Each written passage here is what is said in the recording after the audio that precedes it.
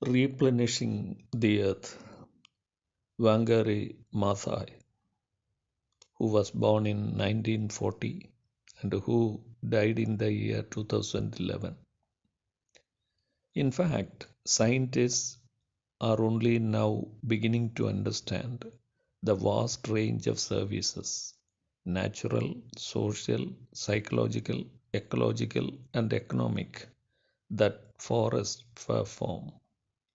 The water they clean and retain, the climate patterns they regulate, the medicines they contain, the food they supply, the soil they enrich, the carbon they entrap, the oxygen they emit, the species of flora and fauna they conserve, and the peoples whose very physical existence depends on them. These are the words of Wangari Maathai, who won the Nobel Peace Prize in 2004. She was a Kenyan social, environmental, and political activist who founded the Green Belt movement that focused on the planting of trees, environmental conservation, and women's rights.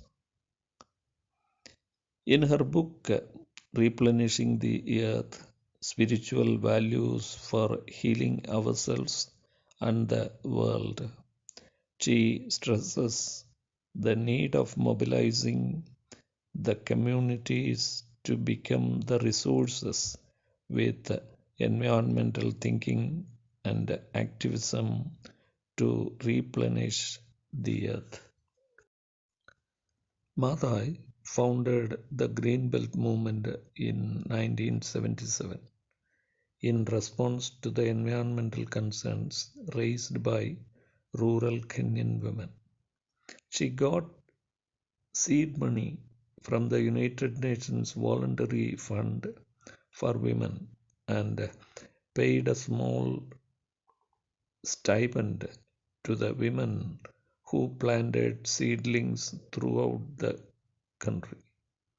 Through seminar, she developed in the minds of the people love for the environment, gratitude and respect for the earth's resources, self empowerment, self betterment, and the spirit of service and volunteerism. Moreover, they understood the root causes of ecological destruction and the need to set it right. As Maathai drew inspiration from the Jewish mandate, Tikkun Olam, meaning repair the world, and from Japanese term Motainai, meaning don't waste. She believed that we might bring about healing for ourselves and the earth. In replenishing the earth, Madhai explores the broad application of the core values that continue to guide the Green Belt movement and that remain at the center of its activities. The book is divided into three parts. The first part deals with her trip into the Congo rainforest that illustrates many of the Earth's wounds. The second part enumerates the three ways of looking at our planet. The first from the space, the second is viewing of the Earth's history over the eons. The third part examines the relevance of the four core values of the Greenbelt movement. Love for the environment motivates one to plant trees and nurture them, protect animals and their habitats, and conserve the soil.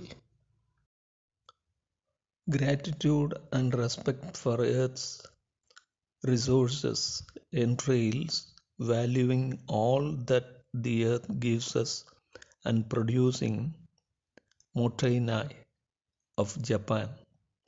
The three R's: reduce, reuse, and recycle. Self empowerment and self betterment improves one's life and life circumstances through the spirit of self reliance. The spirit of service and volunteerism make one to use one's time, energy, and resources to provide service to others without expecting or demanding compensation, appreciation, or even recognition. According to Mathai, these values are not unique to the Greenbelt movement. Neither are they contained in certain religious traditions. They are universal. When these values are ignored, they are replaced by vices like selfishness, corruption, greed, and exploitation. Unfortunately, majority of the people have got detached from the natural world because of industrialization, mechanization, urbanization, and habitat loss. The Intergovernmental Panel on Climate Change (IPCC) estimates the sea levels are expected to rise by the end of this century due to the global warming by between 11 and 17 inches. Majority of the low-lying areas and small island states will be swallowed by water.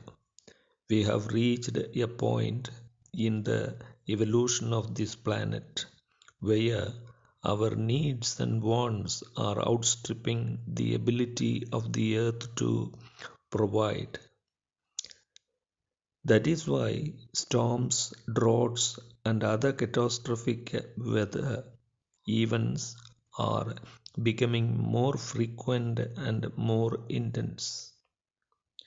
Since the wounds that have been created in the earth are so deep, we all have to work hard with speed to heal the wounds of the earth. If we fail to assist in the earth's healing process, the earth won't take care of us. As the scientist Lovelock has hypothesized, the earth will find ways to return to thermal equilibrium by whatever regulatory means it can. So, as we are both the custodians and dependents of the planet, and as nature is almighty, love for the environment, similar to the giving of oneself that are seen in the lives of prophets, saints, and local heroes, should be inculcated in all human mind. This should be practiced by everyone everywhere to replenish the earth.